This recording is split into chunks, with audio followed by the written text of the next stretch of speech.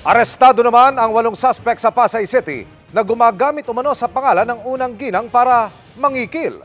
Nakatutok si Bam Alegre. Exclusive.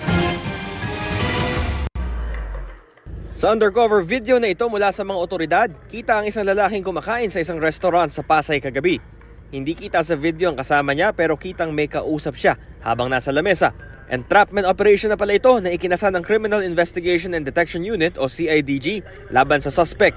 Inirereklamo siya ng pananakot umano ng mga negosyante sa Pasay na ipapasara ang kanilang mga establishmento kung hindi magbibigay ng padulas.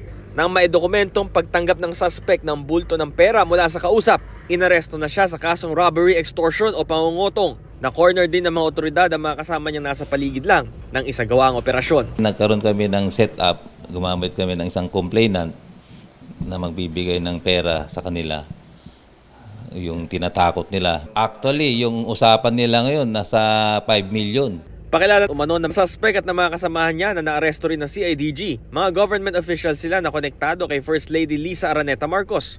Matapos makipag-ugnayan ng pulisya sa opisina ng First Lady, pati sa ilang mga complainant, ikinasa ang operasyon laban sa mga suspect. Sinisikap ng GMA Integrated News na kunan ng pahayag ang Malacanang. Babala lang po sa mga kababayan natin, lalong-lalo na itong gumagamit sa pangalan ng ating First Lady o sa Malacanang, na mag-ingat, kilalanin yung mga taong ito. Kasi wala hong katotohanan yung pinagsasabi nila na nangihingi ng pera o anuman ang ating First Lady Lisa Araneta Marcos sa mga sino man para makapesto. Hindi nagbigay ng pahayag ang mga suspect sa mga bintang sa kanila.